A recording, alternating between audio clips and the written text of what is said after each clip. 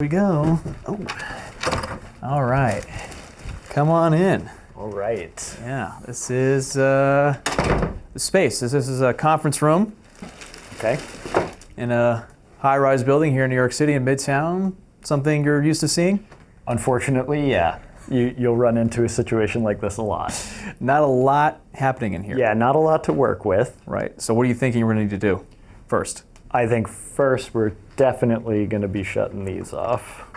Shut the house lights off. Okay. And now we can begin to try to sculpt something out of it.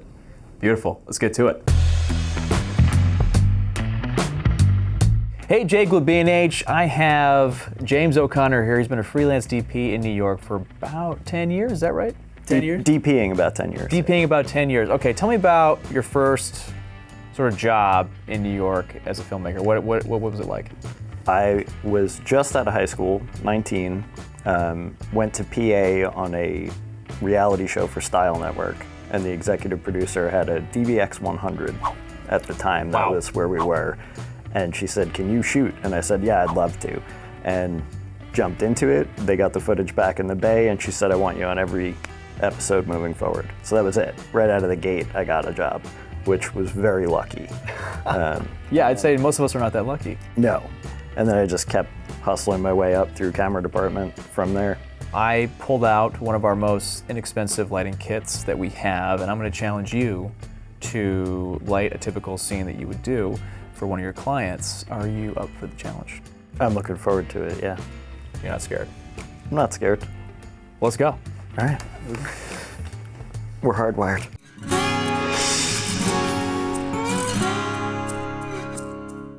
When you show up, the client's probably dictating to you what they want visually, is that right? A fair amount of the time, yeah. Okay, so in this case, I'm the client. So I'm going to tell you what I want. All right, what are you looking for? I'm looking for not this. This is... Good. Yeah, this is gross. This is flat and gray and yucky. So I want something dramatic and moody because the guy we're interviewing, he's a writer, and he's writing a book about the evil financial dealings of a company. And I want that to be reflected in his interview. I'm excited. Let's do it. You can do it? Oh, yeah. All right, let's go. So we're going to rearrange this room. We're going to dress it to make it look better. What are we going to do here? Well, we want as much of an open, galley as we can. So I think we should take these tables, get those out of here. This will be our background section. So I want to take all these chairs, move them down there. I'm going to try to incorporate this board in for our background. And that's a good start. Let's just clear some space.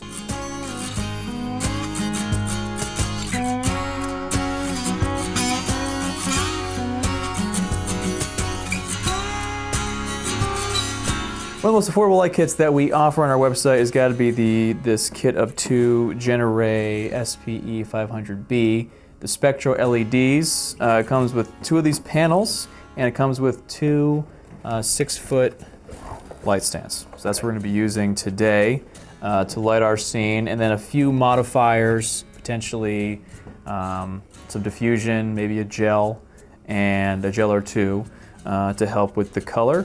And then maybe a C-stand or two to help with flagging. That's pretty much what we're going to be using. So yeah, do you want to get these out? Yeah. See what they can do? Yeah, all right, perfect. sure. Let's do it. Okay.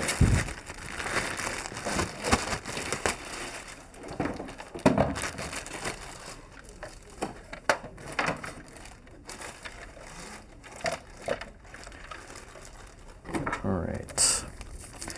Definitely gonna want to diff both of these. Yes, they do come with their own diffusion. How important is diffusion? Diffusion's incredibly important. I think even more so when you're working with LED light. It tends to be very harsh, very strong. So having some diffusion is particularly for, flesh tone and for an interview setup, you're gonna need to diff this. I will probably include a little bit more than just this piece that comes with, but I wanna get them fired up and see how they look.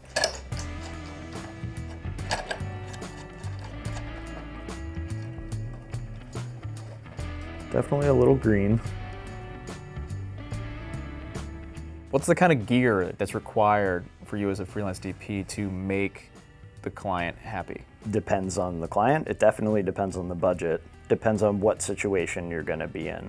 But I would say that a safe bet is to get yourself something versatile. No matter the situation, you are confident that you'll be able to do something with it. Probably run it back here because I think this one I'm going to want to put on a C-stand to fly for hair/fill. Okay, so we know that the C-stand does not come with the lighting kit that we had set up before. However, this is not a huge investment, a C-stand. They are pretty affordable on our website. And how crucial are they to have in your kit? I think a C-stand, or ideally two, would be an invaluable thing to invest in. They have a ton of uses and they'll last you forever, basically. They're a very sturdy piece of equipment. And then what we're doing is using this arm, not just the C-stand, but also the arm, right? So we're gonna fly it out.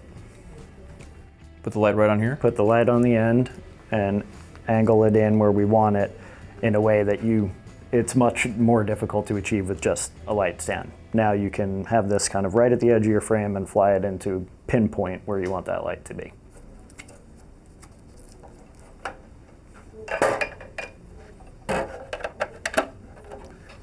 Okay, fire this one out. There we go. Okay.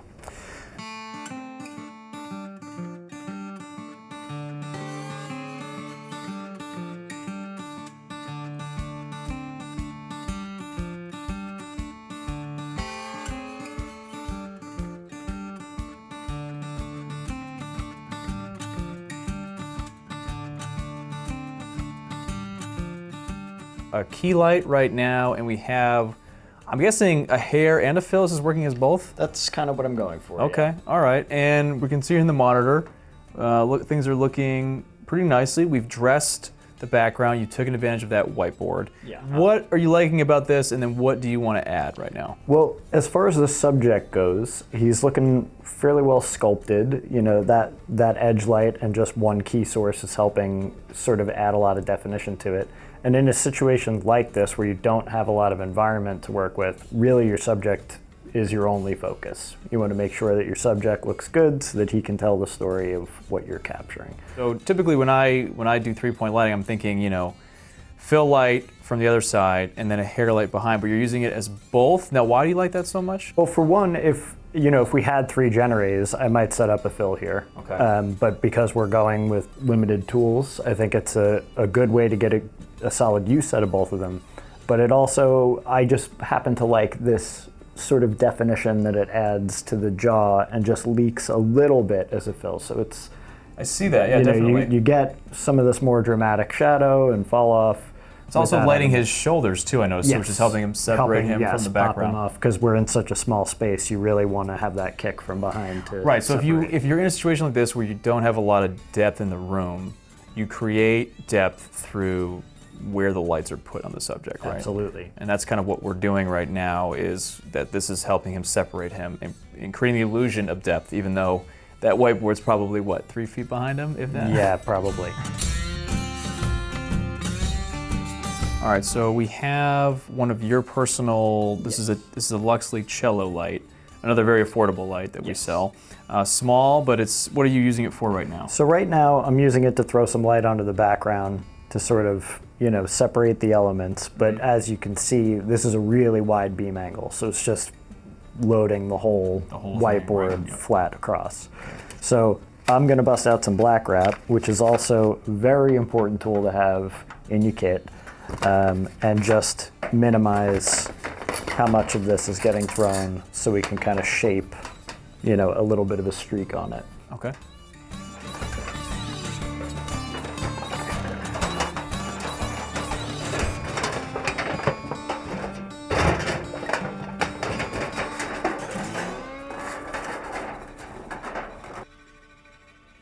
Walk me through the different light setups we have here. Okay, so we started with our 2 Gen light kit. Yes. And added a Lux Li Cello. Because of the wide beam angle on all these lights, it was just spilling sort of everywhere. Yes, we spilled everywhere, and there's no barn doors on any of these lights. Right. So what do we use instead? So instead of being able to use the barn doors, we took some black wrap and just sort of made snoots for all the lights to focus it right where we needed it, which is good because in this space we're trying to hide as much of our environment as we can. Yes. Without the black wrap around it, it was literally just filling the whole space with light. What your job is to come into a situation and then shape the light. Yes. Right, and that's what these things do? Yeah, this is a good, cheap way to control your light and get it right where you want it to be. Awesome, okay, so I think what we should do now is kill the lights so that the folks at home can see what you did. Okay. Okay, great, awesome. Kill the lights. There's one, and there's two. Oh, there we go. Bingo. Okay, yeah, that's much better.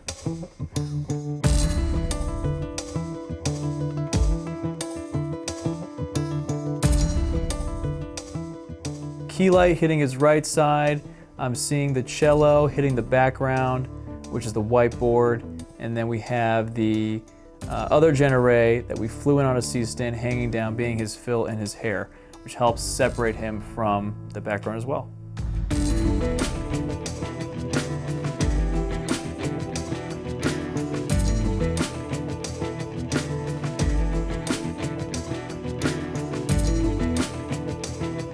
Do you need the most expensive stuff to pull off a good-looking shot?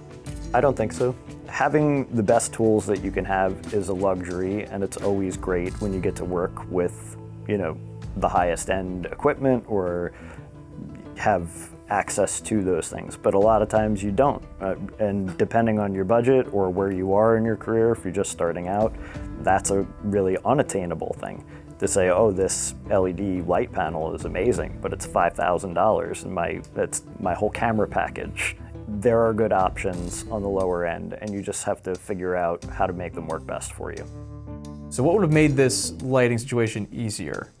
The Generes are not very powerful lights, not a lot of throw. And if they had been a little stronger, I would have put more diffusion on them to soften them up a little bit. They can be a little harsh on the skin. Yeah, we noticed that a little bit, but you don't want to put too much diffusion because you're afraid you're going to lose the intensity. Yes. And you were already up to 1600 ISO. 600 ISO. I don't really ever like to push over that. With an affordable light kit that you were given, you were able to use your skills and knowledge to make the scene work. Is that right?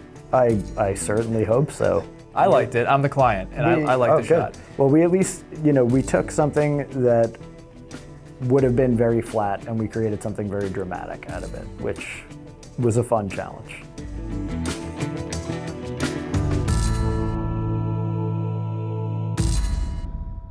What is more important, the gear you have or your skill set? Your skill set. Because if you don't have a baseline knowledge, you could have the greatest gear in the world and you're still going to turn in a poor shot.